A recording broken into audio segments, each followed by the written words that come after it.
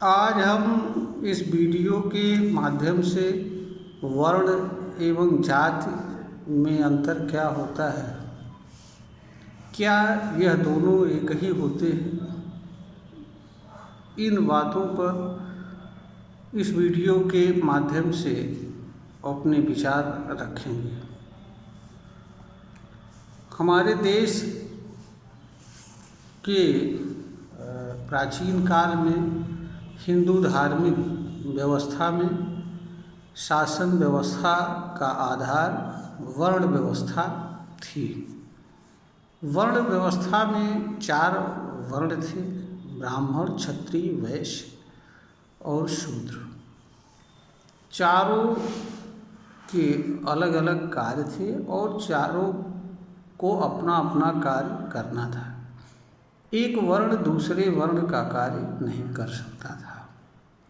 ब्राह्मण का कार्य ज्ञान प्राप्त करना, ज्ञान देना। क्षत्रिय का कार्य समाज की रक्षा करना। वैश्य का काम व्यापार करना, पोषण करना। और शूद्र का कार्य ऊपर के तीनों वर्णों की सेवा करना। जहाँ तक जात की बात है, जाति सर्वथा वर्ण से भिन्न चीज़ है। वर्ण किसी कुल का, वंश का बोध नहीं कराता है, बल्कि शासन व्यवस्था में एक पद था और उस पद से जुड़े कार्य का बोध कराता है। जिस तरीके से आज हमारी संवैधानिक एवं विधि व्यवस्था में अनेक प्रकार के पद हैं और उनसे जुड़े कार्य हैं, ठीक वही व्यवस्था वर्ण व्यवस्था थी। वर्ण व्यवस्था एक शासन व्यवस्था थी, जिसके माध्यम से उस समय राजाओं के द्वारा शासन का संचालन किया जाता था, जिसमें चारों वर्णों की अलग अलग भूमिका थी। जाति वस्तुतः जो है, व्यक्ति किस परिवार में, किस कुल खानदान में जन्म लेता है और जाति से जुड़ा उसका कर्म कौन सा है। यहाँ पर जाति से जुड़ा कर्म उस कर्म से होता है जिस कर्म को पीढ़ी दर पीढ़ी कोई जात, कोई परिवार करता आ रहा है। जैसे लोहे का काम करने वाला लोहार, सोने का काम करने वाला सुनार, ब्राह्मण का कार्य करने वाला ब्राह्मण। वर्ण व्यवस्था गुण आधारित व्यवस्था थी, परंतु वह जन्म और जात व्यवस्था में बदल गई। जन्म व्यवस्था के कारण वह जात व्यवस्था में बदल गई। इस कारण से जो वर्ण की अधिमानता थी, वर्ण व्यवस्था में एक वर्ण को अपने निचले वाले वर्ण पर अधिमान प्राप्त था। ब्राह्मण को सभी पर अधिमान प्राप्त था, क्षत्रिय को अपने से नीचे, वैश्य को शूद्र पर। इस तरीके से ऊपर के वर्ण को निचले वाले वर्ण पर अधिमानी अधिकार प्राप्त था। चूँकि वर्ण व्यवस्था जन्म व्यवस्था में बदल गई और जन्म व्यवस्था जात में बदल गई, इस कारण से वर्ण व्यवस्था के दोष जात में भी परिणत होने लगे। जो जात, इसी कारण से लोग जाति और वर्ण को एक भी कहते हैं। वर्ण और जाति अलग अलग होते हुए भी वर्ण व्यवस्था जन्म व्यवस्था में बदलने के कारण जात व्यवस्था के रूप में दृष्टिगत होती है। जो वर्णों की स्थिति वर्ण व्यवस्था में थी, वही स्थिति जातियों में बदल गई। वर्ण व्यवस्था में जो श्रेष्ठ वर्ण था, वही जात में भी वही जात श्रेष्ठ हो गई। इस प्रकार से जातिगत भेदभाव का जन्म हुआ। वैसे जातियां 4 ही नहीं, कई हजार की संख्या में, और जात का आधार कर्म है। एक 2 वर्णों को छोड़ करके, ऊपर के ब्राह्मण और क्षत्रिय को छोड़ करके निचले के 2 वर्णों में कई हजार जातियां हैं। शूद्र में कई जातियां हैं, तो शूद्र वर्ण व्यवस्था का एक शब्द था। जाति तो केवल कौन व्यक्ति किसी परिवार में जन्म लिया, कुछ कुल खानदान में जन्म लिया, और उसके कुल और खानदान का कर्म कौन सा है इसका बोध कराता है। यह एक तरफ उसके कर्म का बोध कराता है, दूसरी तरफ उसके पहचान का। वास्तव में जात पहचान की विषय वस्तु होती है। संपूर्ण मानव की भी जात होती है, पशुओं की भी जात होती है, वनस्पतियों की जात होती है। जात के आधार पर और जन्म के आधार पर किसी व्यक्ति को ऊंचा नीचा, छोटा बड़ा समझना ये मानवीय अज्ञान है।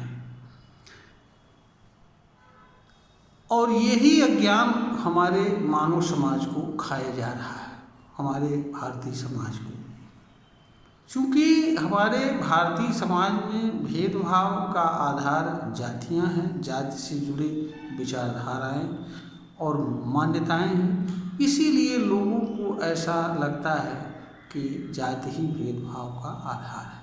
वास्तव में जाति आधार नहीं है, वे धारणाएं हैं, व्यवस्थाएं हैं जो प्राचीन काल में प्रचलित थी, जिनका लोगों ने दुरुपयोग किया। तो जाति और वर्ण दो अलग अलग चीज़ हैं।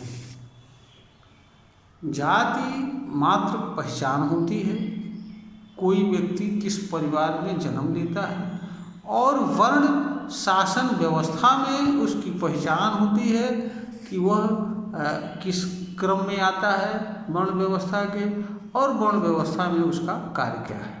ये दोनों में मूलभूत अंतर है। वर्ण का तात्पर्य वर्ण व्यवस्था में स्थित किसी वर्ण से और उस वर्ण से जुड़े कार्य से होता है, जिसके कारण वर्ण व्यवस्था में वो माना जाता है कि वह किस वर्ण से आता है। जैसे ब्राह्मण एक वर्ण है, तो ब्राह्मण का कार्य शिक्षा देना और शिक्षा प्राप्त करना, ज्ञान प्राप्त करना, ज्ञान देना है। यह वर्ण व्यवस्था के ऊपरी क्रम में आता है। तो वर्ण का अर्थ ये बताता है कि वह वर्ण व्यवस्था के किस क्रम में है और उसका कार्य क्या है। जाति यह बताती है कि वह किस कुल खानदान में जन्म लिया है और किस उसका कौन सा कार्य है जन्म से जुड़ा हुआ, जो पीढ़ी दर पीढ़ी उस परिवार में होता आ रहा है। जैसे लोहे का काम करने वाला लोहार, सोने का काम करने वाला सोनार, काठ का काम करने वाला बढ़ई और मिट्टी का कार्य करने वाला कुम्हार। जातियों का एक्चुअल नामकरण उनके कुल, वंश और उनके द्वारा परंपरागत रूप से किए जाने वाले कर्म पर आधारित है। जातियों का आधार किसी शासन व्यवस्था में आधारित कोई पद नहीं है, कोई वर्ण नहीं है।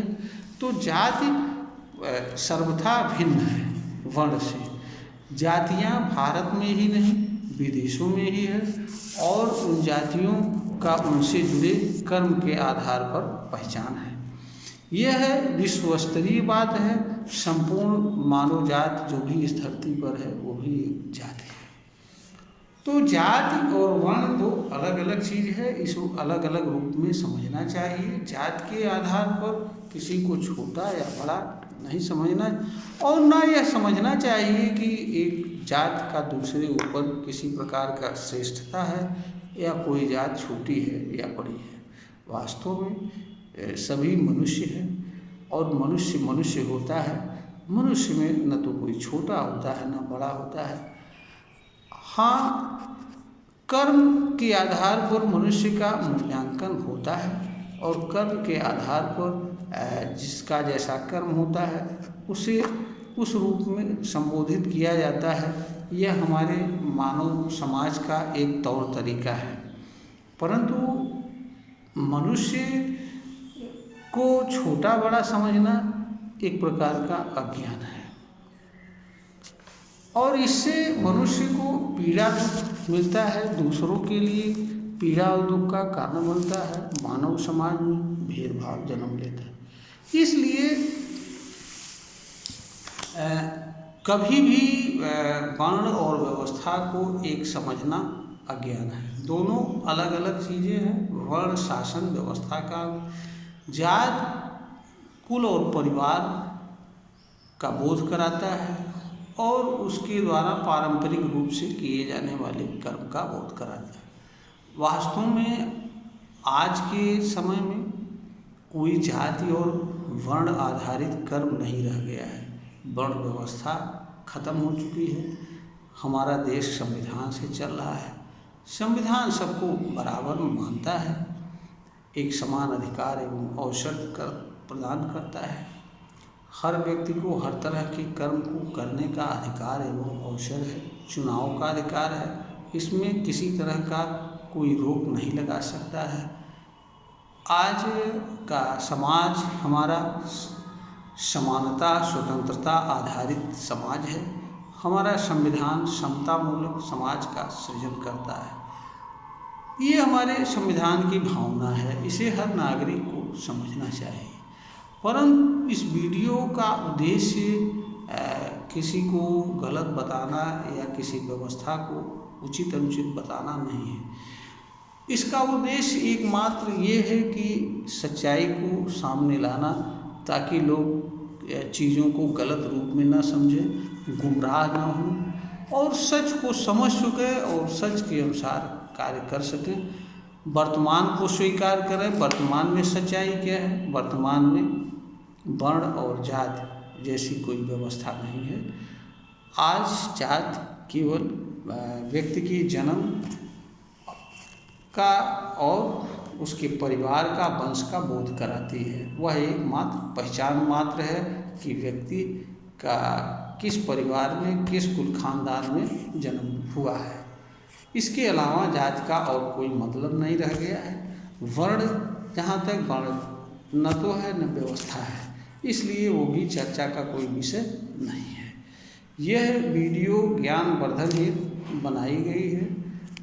श्रोता को अगर पसंद आए तो इसे लाइक करें, शेयर करें, सब्सक्राइब करें। यह हमारा सभी श्रोतागण से निवेदन है।